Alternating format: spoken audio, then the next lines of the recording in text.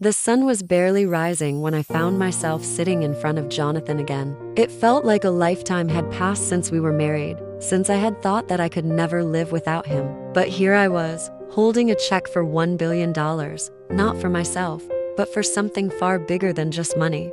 5 years. 5 years I had spent healing, rebuilding, and letting go of the woman I used to be. And now, here I was, back in the same room with the man who had once broken me, ready to walk away from him for the last time. Jonathan slid the check across the table with that familiar air of authority, like he had all the power in the world. His eyes were cold, calculating, as if this was just another transaction to him. $1 billion, he said flatly. Take it, and let's get a divorce. I didn't respond right away. Instead, I stared at the check, watching as my fingers brushed against the paper. I felt a strange calm wash over me. In the past, this moment would have made my heart race. I would have begged, pleaded for him to reconsider, but not anymore. I reached out, took the check, and slipped it into my bag without a word. My hands were steady, my breathing even. The woman I was now wasn't the one who would fall apart. Jonathan looked at me as if expecting me to break down. He'd seen it all before: the tears, the desperation, the pleading. He'd never seen me like this though, calm, collected, ready to walk away with my head held high. Are you not even going to argue? He asked, his voice tinged with disbelief. I met his gaze, and for a moment, there was a flicker in his eyes, something that seemed almost like regret, but it quickly faded. Why should I asked. You're giving me the money. You're giving me the divorce. What else is there to say? He seemed taken aback by my lack of reaction. But then, his pride kicked in, and he tried again. You're not going to beg me? Not even for old time's sake? I shook my head slowly. I've begged before, and look where that got me. I could see the wheels turning in his head, the same calculations he used for everything, trying to figure out why I wasn't reacting the way he thought I would. You've changed, he muttered, more to himself than to me. Of course I have, I replied softly. I'm not the woman I used to be. I don't need your validation anymore. I wasn't angry. I wasn't bitter. I was free. Free from the chains I had wrapped around myself in the name of love. Jonathan sighed, a small hint of frustration leaking through. I thought you would still care. I thought you would want something from me.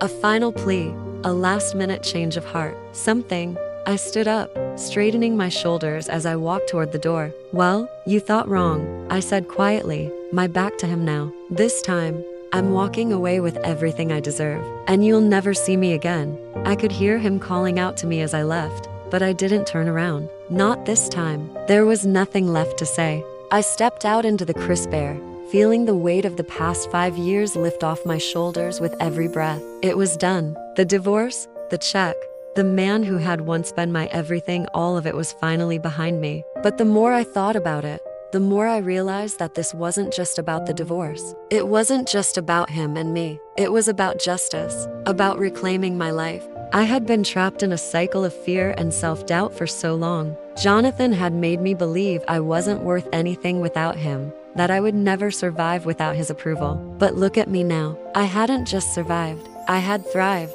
The months that followed our separation were some of the hardest of my life, but they also shaped me into the woman I was now. I had thrown myself into my work, building a new life for myself. I took on projects. I built my own empire. Slowly, brick by brick, I rebuilt the life Jonathan had once torn apart. I even started my own company, one that wasn't built on lies and deceit like his. I knew it would take time to get where I wanted to be.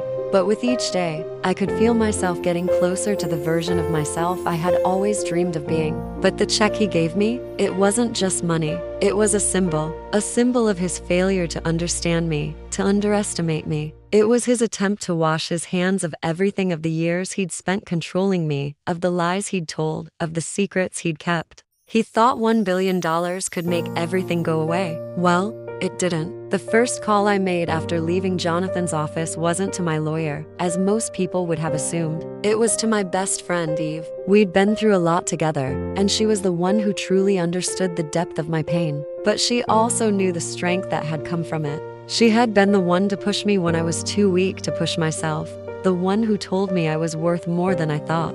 So, what's the plan now? Eve asked, her voice a mix of excitement and concern. I leaned against my car, staring out at the street, lost in thought. I'm going to make sure Jonathan feels the consequences of his actions. He thinks money can solve everything, but it won't. Not this time.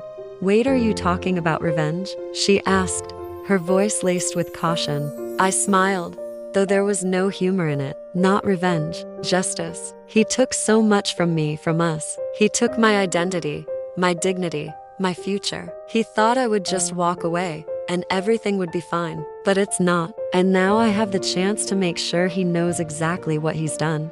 I could hear her hesitation on the other end of the line. Just be careful. Revenge has a way of consuming you. It can eat you alive if you're not careful. I nodded, even though I knew she couldn't see me. I'm not doing this for me, Eve. I'm doing this for every woman he's wronged, for every person he's hurt along the way. I won't let him walk away without paying the price for what he did. Eve didn't respond right away, but I knew she understood. She knew me better than anyone. I'll help you however I can, she said finally, her voice soft but resolute. You're not alone in this.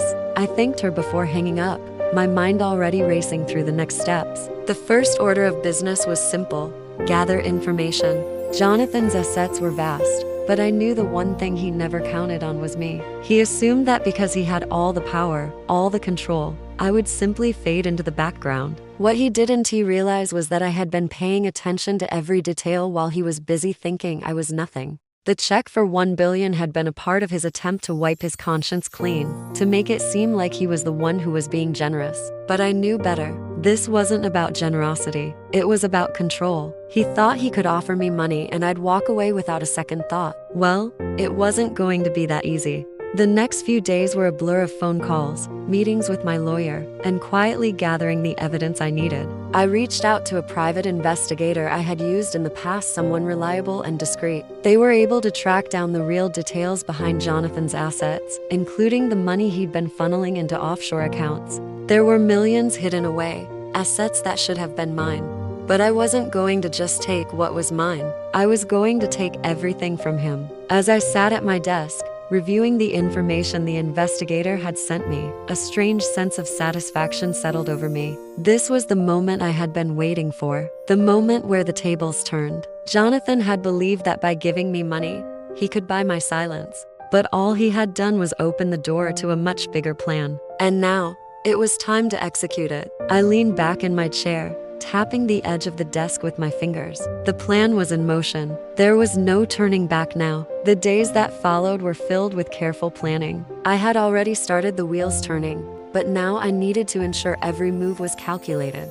I couldn't afford to make a mistake. Jonathan was dangerous when cornered, and I needed to outsmart him, to make him feel the full weight of his betrayal. I spent hours at my office, pacing back and forth, analyzing the evidence, and coming up with the next step. Each document, each transaction, each secret account was a key to unlocking his carefully constructed empire of lies.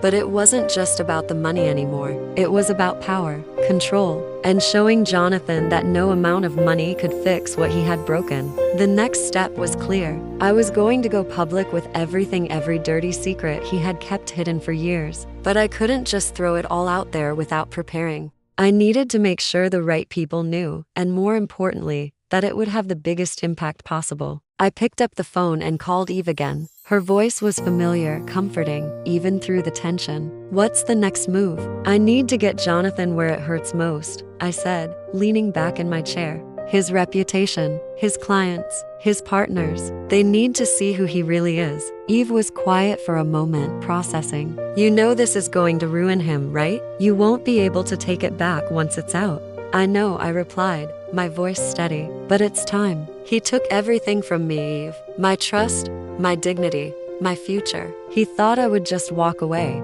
but he never understood who I really was. He never understood how strong I am. Just promise me you won't lose yourself in all of this, she said, her concern evident. You've come so far. Don't let him drag you back into his world. I paused for a moment, considering her words. She was right. Revenge had a way of consuming a person, of turning them into something they never wanted to be. But this wasn't revenge. This was justice. And I was finally in control of my own life. I won't lose myself, I assured her, but I won't let him get away with what he's done either. The next day, I hired a PR firm, one that specialized in crisis management. I had them prepare a detailed report on Jonathan's assets, his fraudulent transactions, and the millions he had hidden away. The media would devour it, and once the story broke, there would be no escaping the fallout. But it wasn't just the media I was targeting. It was his business partners, his clients, the people who had trusted him for years. I needed to show them the truth about Jonathan's lies and deceit. I was already on my way to meet with the PR team when my phone rang. It was a private number, one I didn't recognize. I hesitated for a moment before answering. "Hello?" I said, keeping my tone neutral. "Miss John," a man's voice said on the other end. "I have information about Jonathan's business dealings. I think you'll want to hear it." I sat up straighter in my chair, my heart pounding. This wasn't just a coincidence. The universe was aligning, and this man could hold the key to everything. "Go on," I said, my voice sharp with interest. "I work for one of Jonathan's partners," he continued. "I've seen the books. I know about the money he's been hiding. If you want to bring him down, I can help you, but I need something in return." I leaned back in my chair, considering the offer. "What do you want?" "Protection. Jonathan is dangerous, Miss John. He's ruthless, but I can give you everything you need to expose him. In exchange, I want your word that I'll be safe." It was a dangerous game, but I knew I couldn't play this alone. I had nothing to lose and everything to gain. "Fine," I said, my voice steady. "I'll protect you, but you'd better not be wasting my time." "I'll send you the files," he said, and then the line went dead. My pulse quickened as I set my phone down. This was it. This was the break I needed to really take Jonathan down.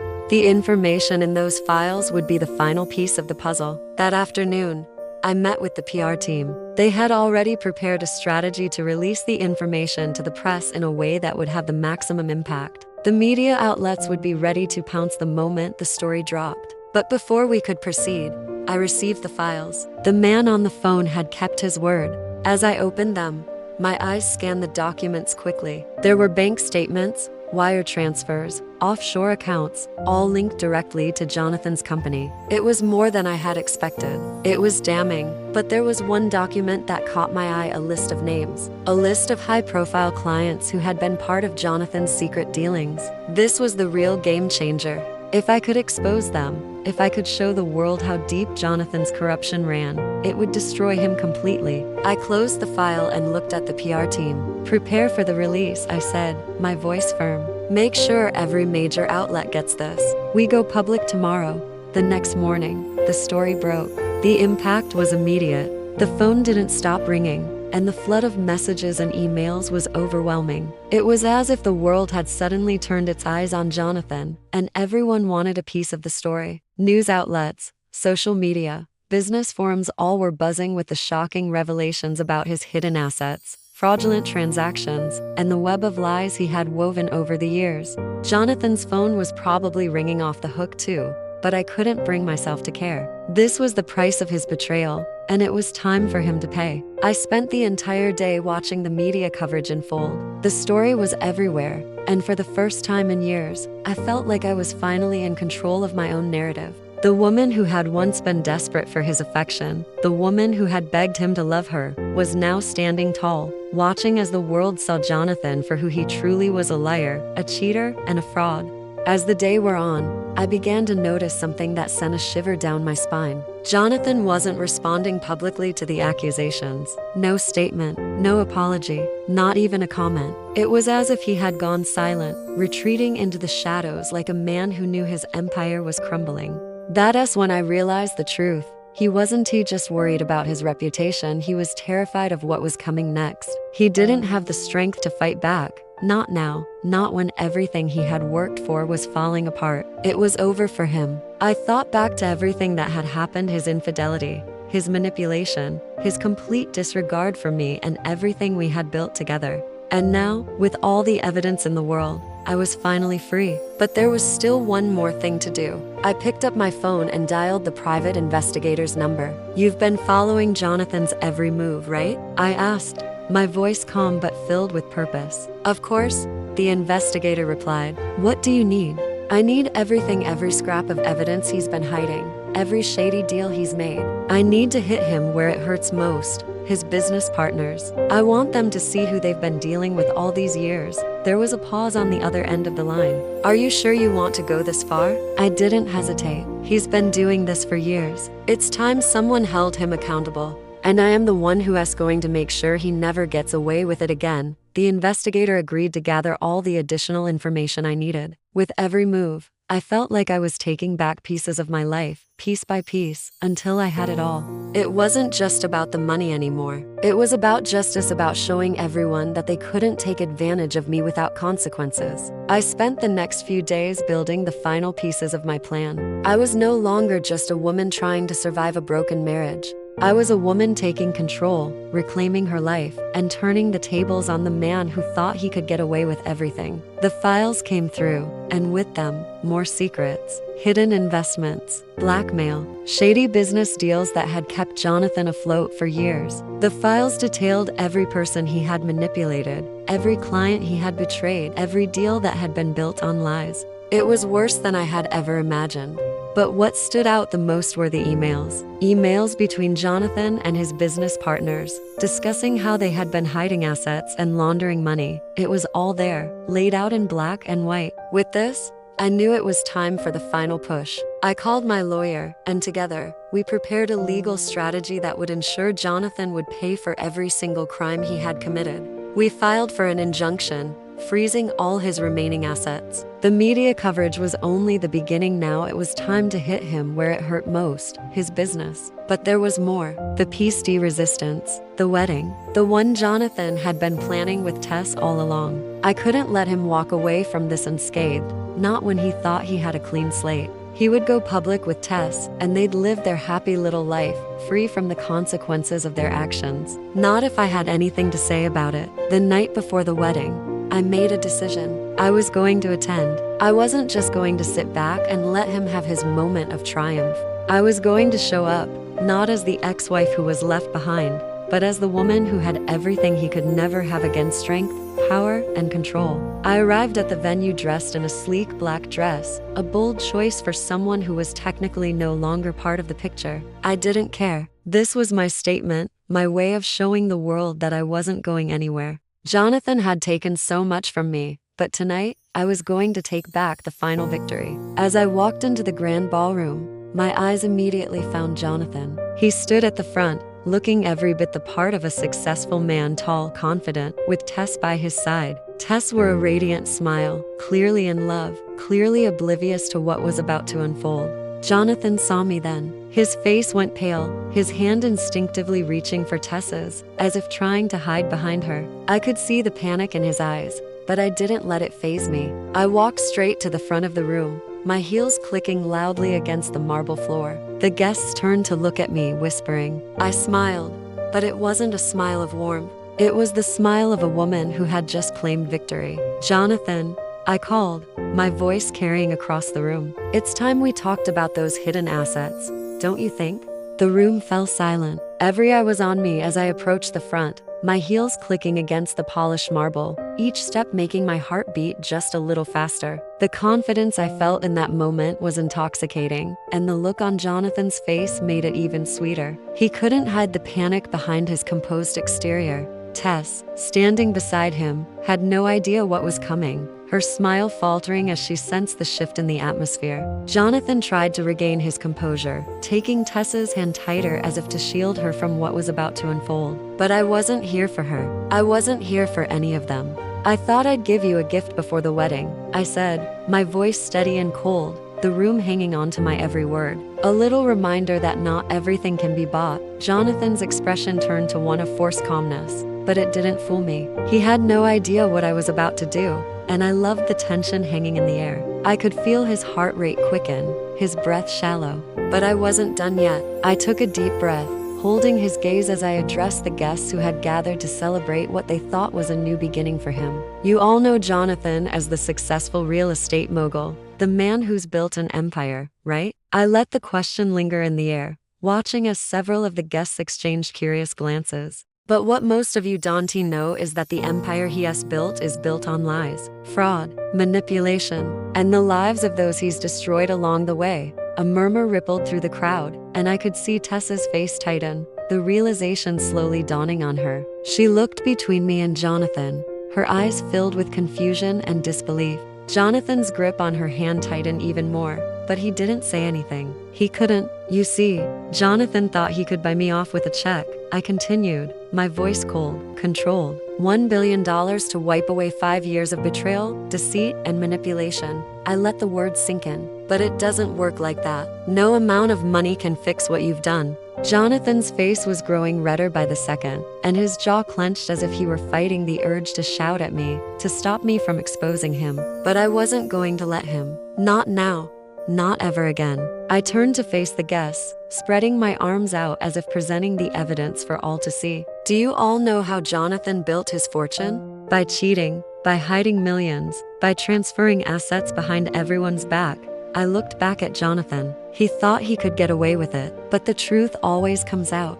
There was a stunned silence in the room, the weight of my words sinking in. I felt the power shift. For so long, Jonathan had been the one in control, the one who had dictated everything. But not anymore. I'm not the woman I once was, I said, my voice quieter now, but still sharp with intent. You see, Jonathan, this is just the beginning. You thought $1 billion could make everything go away. But now, I'm going to make sure everyone knows the truth. I glanced over at Tess, her face a mix of confusion and anger. She had no idea what she was walking into. She had no idea that the man she had fallen for was nothing more than a liar, a thief, and a fraud. But this wasn't about her. This was about Jonathan. Tomorrow, I continued, the media will be flooded with everything I've uncovered. The offshore accounts, the hidden investments, the lies. Everyone will know exactly who Jonathan is. Jonathan's face paled, and his grip on Tess's hand loosened. I could see him calculating, trying to figure out a way to salvage whatever was left of his reputation. But it was too late. The truth had already been set in motion. Tess took a step back, her voice trembling as she spoke. Is this true? What she's saying? Jonathan's mouth opened, but no words came out. He looked at her, then back at me, unable to form a coherent defense. Finally, he spoke, his voice barely a whisper, full of desperation. I didn't mean for any of this to happen. Tess, please, he said, his eyes wide, pleading with her. You don't understand. It was all for us. Tess stared at him, her expression unreadable. She stepped back slowly, her hand still hovering over her stomach as if to protect the life growing inside her.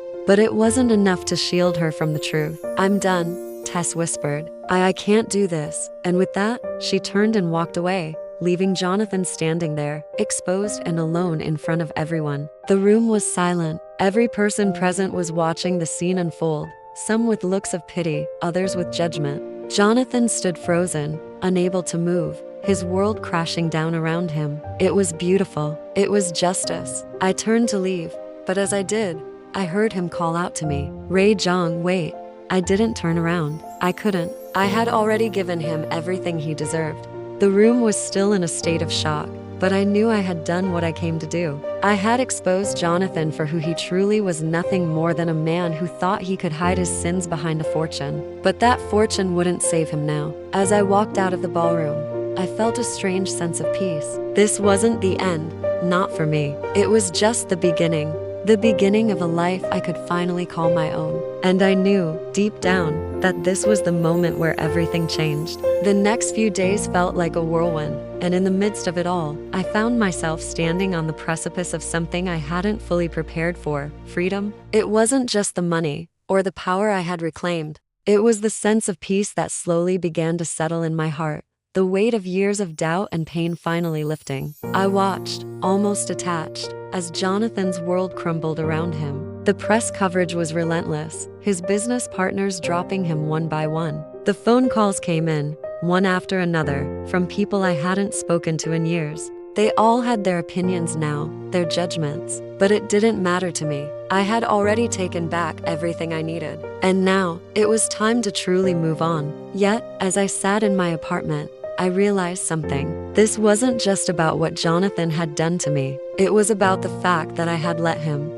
I had let myself be manipulated, controlled, and suffocated by a relationship that never truly valued me. It wasn't just about revenge, either. It was about taking back the pieces of myself I had lost over the years. I needed to do something with the freedom I had fought so hard to gain. The idea came to me slowly at first, but as I thought about it, it became clearer. I needed to build something that was truly mine. Not just a business, not just a career, but something that could help other women like me. Women who had been hurt, who had been betrayed, who had lost themselves in the name of love. I reached out to a few of my contacts, women I had met along the way. And we started discussing the idea of a legal aid center, something that could offer support to women going through divorces, especially those who had been manipulated or controlled by their partners. It would be a place where women could go to regain control, to feel empowered, and to rebuild their lives after betrayal. But that wasn't all. I wanted to do more. I wanted to open a training center, a place where women could learn new skills, gain confidence, and build careers on their own terms. A place where they could learn how to stand on their own defeat, no matter what they had gone through in their personal lives. It felt right. It felt like the next chapter of my life, one where I wasn't just surviving, but thriving. But as the days passed, I couldn't shake the feeling that Jonathan's story wasn't over yet. He had a way of slithering his way back into people's lives, finding new ways to manipulate and charm his way through situations. I couldn't let him slip away this easily, not after everything he had done. It wasn't enough to just expose him. He needed to face real consequences. And that was where the final piece of the puzzle came into play. I met with my lawyer once again, laying out my plans. We discussed the next steps in the legal process, making sure everything was in order to ensure that Jonathan would be held accountable for the damage he had done, the fraud charges, the hidden assets, the emotional toll he had caused me and countless others. It all needed to be addressed, but there was something else, something that had been nagging at the back of my mind. The one thing Jonathan hadn't accounted for: the consequences of his actions on those closest to him, the ones he had lied to the most. Tess. I knew she was pregnant, but she was still in the dark about what Jonathan had truly done. She had no idea that he had been manipulating her too. I couldn't leave her to deal with him alone, not after everything he had put me through. She deserved to know the truth, even if it meant tearing apart the fantasy he had built for her. I reached out to her, asking if she would meet with me. It was risky, but I couldn't let her live in that bubble of false hope. She deserved better than to be part of his scheme, even if it meant shaking her world to its core. When we met, I could see the confusion and pain in her eyes. She had no idea what had been going on behind the scenes, no idea about the fraud, the lies, or the way Jonathan had been using her as part of his plan to escape the consequences of his actions. I told her everything: the hidden accounts, the shady business dealings, the lies he had fed her. Her face paled as the weight of the truth sank in, and I could see the anger bubbling beneath the surface. She had trusted him, believed in him, and now everything she had built her life around was crumbling before her eyes. But there was something else in her eyes too, a glimmer of realization, a spark of strength. She wasn't the naive woman I had seen at the wedding. She was starting to see Jonathan for what he truly was, and that made me feel a little less guilty for shattering her world.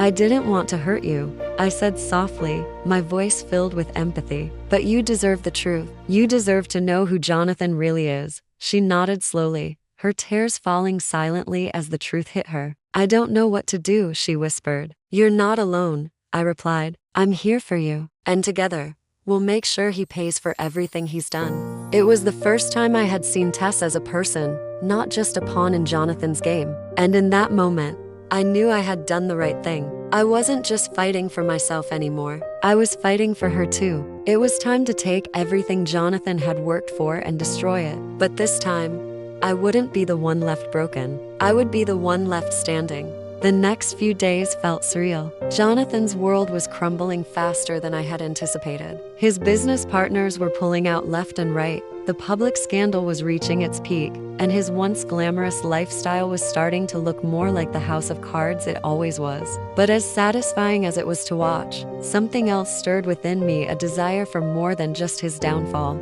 It wasn't just about him anymore. It was about standing up for everyone he had hurt, everyone who had been left in the wake of his selfishness. It was about making sure his legacy wasn't one of untold riches, but of accountability and consequence. And in that moment, I knew exactly how I was going to do it. I focused on Tess. She was an unwitting pawn in this whole game, a woman who had trusted Jonathan and been lured into his fabricated reality. But now that I had opened her eyes, I couldn't just leave her behind to pick up the pieces of her shattered life. She had more strength in her than she realized, and I knew we could turn this situation around. I reached out to her again, this time with a plan. I needed to make sure she didn't fall into the same traps Jonathan had set for her. I needed to help her find her own path, separate from the web of lies he had spun around her. When I met her the second time, she was a different person, no longer the naive woman I had first seen at the wedding, but someone who was beginning to understand the depth of her betrayal. She looked up at me, her eyes tired but determined. "You were right," Tess said quietly. I had no idea what I was getting into. I gave her a reassuring smile. "No one does at first, but you can control what happens next. This is your chance to start fresh, to take back what Jonathan took from you." Tess nodded slowly, the realization settling in. "But what about him? What do I do now?" I sat down beside her, my voice calm but firm. "You don't have to do anything for him anymore. He's shown you who he is, and now you have the power to decide what happens next. You don't need him to survive. You're stronger than you know." Tess looked down at her hands, the weight of her situation sinking in. "I can't believe he was using me like that." "Neither can I replied, my tone sharp with anger on her behalf. "But now it's time for him to face the consequences. You deserve better than this." We spent the next few hours discussing everything Jonathan had done, his manipulations, the hidden accounts, the fraudulent transactions. I made sure Tess understood that she wasn't to blame. Jonathan was the mastermind behind all of it, and now she had the chance to take control of her own future.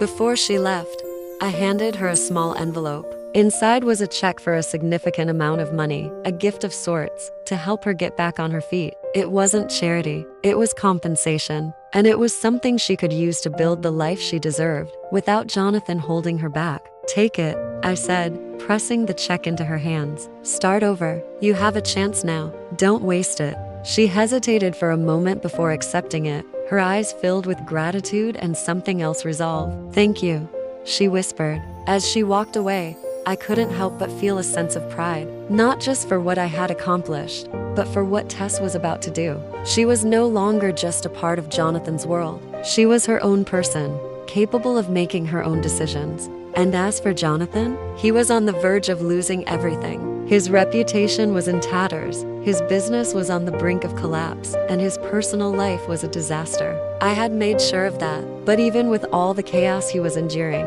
I knew that the real cost of his betrayal wouldn't be financial. It would be the fact that he had lost me and Tess and anyone else who had once trusted him. A few days later, I received a call from my lawyer. The lawsuit had progressed quickly, and Jonathan's assets were being seized. The civil case was moving forward, and everything I had hoped for was falling into place. But there was still something missing. I needed to make sure Jonathan's downfall was complete. I needed to ensure that he would never again have the opportunity to manipulate someone the way he had manipulated me.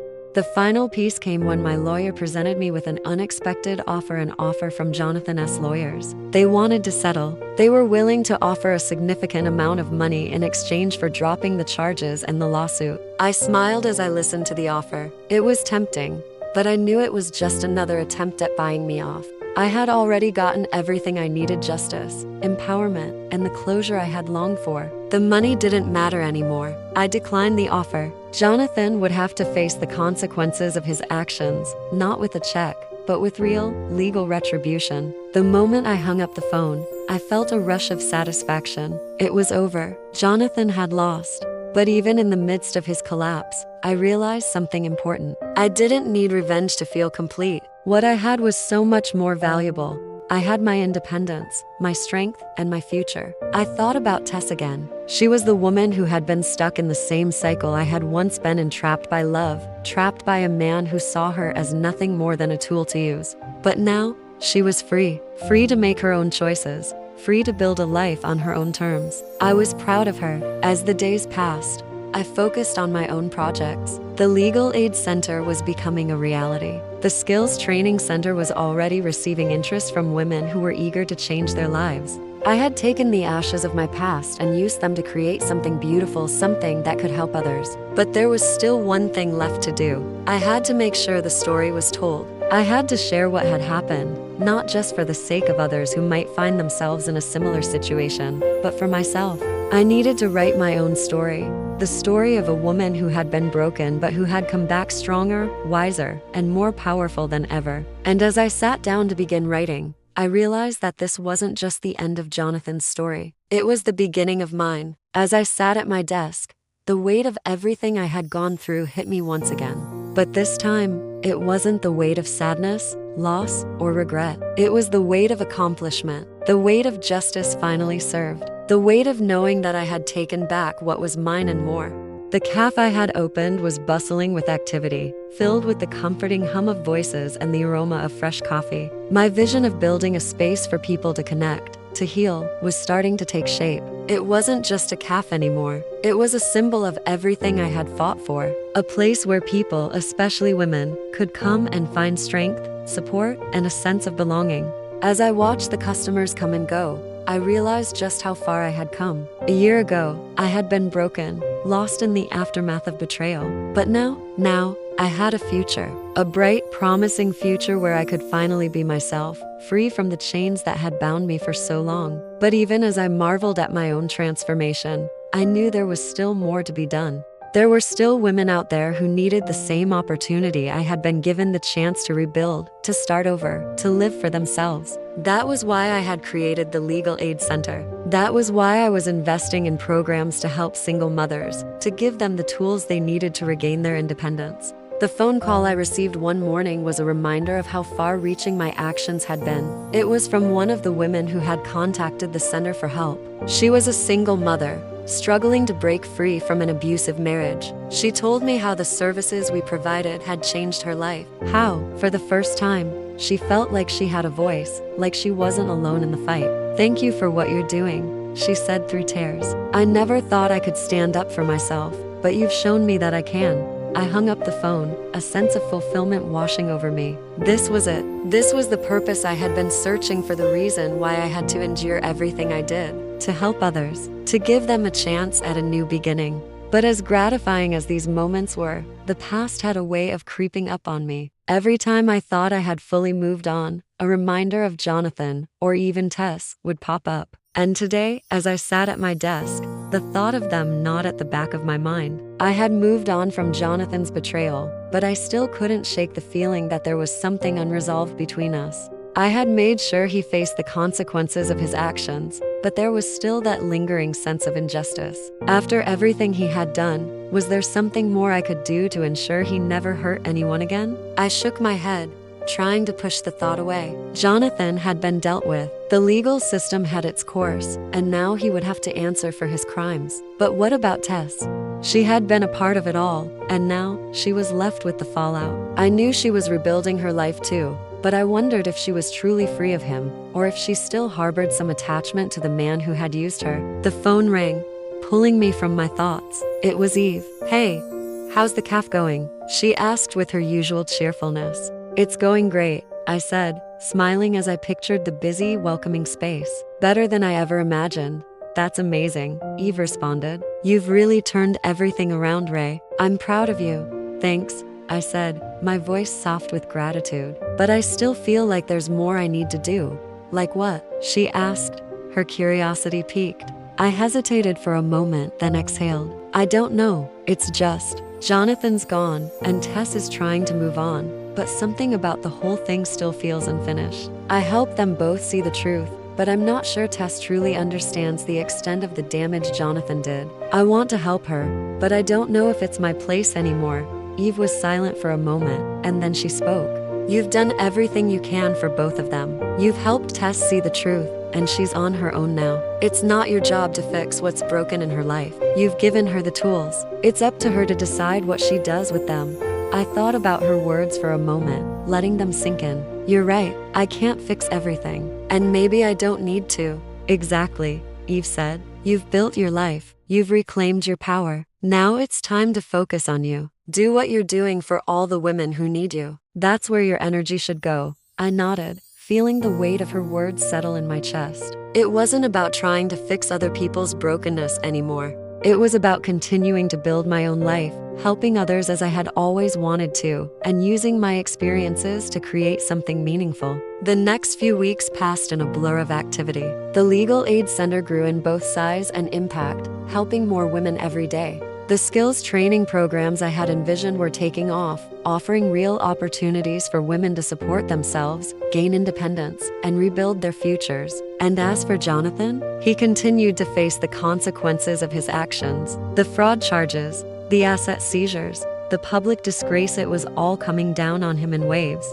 But strangely, I didn't feel satisfaction anymore. The bitterness that once fueled me had faded. What I felt now was a kind of calm sense that, no matter what Jonathan went through, I had already won. I had taken back my life, my power, and my future. And that was something no amount of money or manipulation could ever take away from me. One afternoon, as I sat in my office, reviewing plans for a new initiative at the center, a familiar figure walked through the door. It was Tess. She looked different, stronger, more confident than I had seen her before. "Ray," she said, her voice firm yet soft. "I just wanted to thank you for everything." I smiled and gestured to the chair across from me. "Of course, Tess. How have you been?" She took a seat, her eyes steady, no longer filled with the confusion and hurt they once held. "I've been doing better, a lot better. I've started my own business, and I'm learning to live for myself now." Without him, I could see the pride in her eyes, and I felt a sense of pride for her too. She had found her own strength, just like I had. "I'm glad to hear that," I said sincerely. "You deserve to be happy, Tess.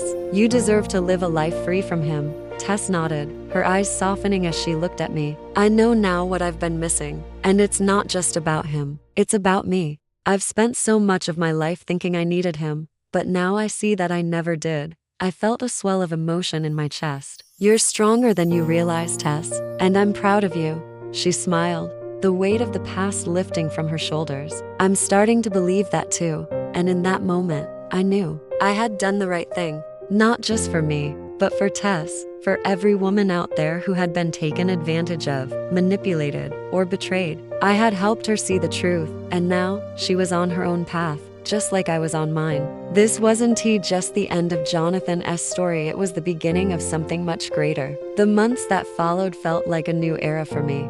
As I continued to build the CAF and expand the legal aid center, I could feel the changes not just in my life, but in the lives of the women I was helping. It was as though each success, no matter how small, was a piece of the puzzle finally falling into place. I had found my purpose, and it felt more fulfilling than anything I had ever experienced.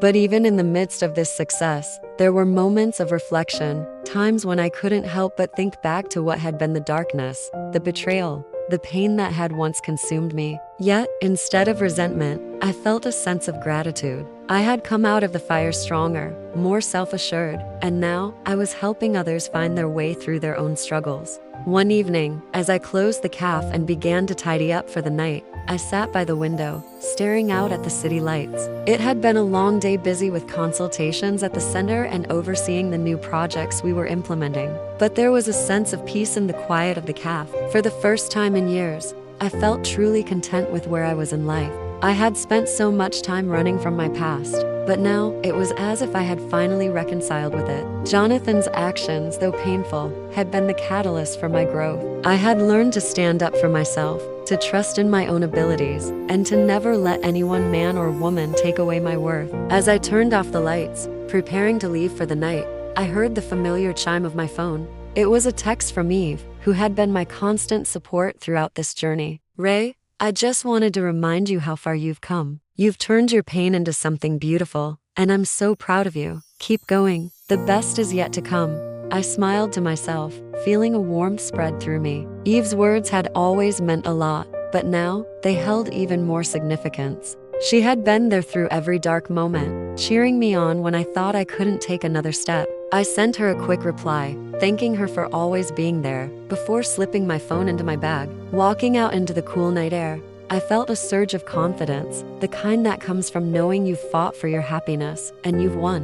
The next few weeks were a blur of activity. The Legal Aid Center was growing exponentially, with more women reaching out for help, eager to start their own journeys of self-discovery and empowerment. The skills training programs were thriving, and I had recently started a scholarship fund to help single mothers pursue higher education. But even amidst all the good, there were still the occasional moments of doubt. Times when I wondered if I had truly forgiven myself for letting Jonathan control so much of my life for so long. Times when I asked myself if I was doing enough to help the women who came to me for support. One evening, after a particularly long day, I decided to take a walk through the city to clear my head. The streets were quiet, the city lights casting soft glows on the pavement. As I walked, I found myself thinking about Tess again. She had come so far, starting her own business, regaining her confidence, and beginning to live for herself. I hadn't heard from her in a while, but I hoped she was doing well. I found myself at the same cafe I had gone to the night I had made the decision to change my life. It felt like a lifetime ago, and yet the memories were still vivid in my mind. I walked in and ordered a coffee, then sat by the window, gazing out at the familiar sights. As I sat there, lost in my thoughts, a familiar figure walked through the door. It was Tess. She smiled when she saw me, her eyes glowing with a newfound sense of strength. It was amazing to see how much she had changed in such a short amount of time. "Ray," she said, her voice warm, "I've been meaning to check in. I just wanted to say thank you again for everything. I don't think I could have gotten this far without your help." I smiled, my heart swelling with pride.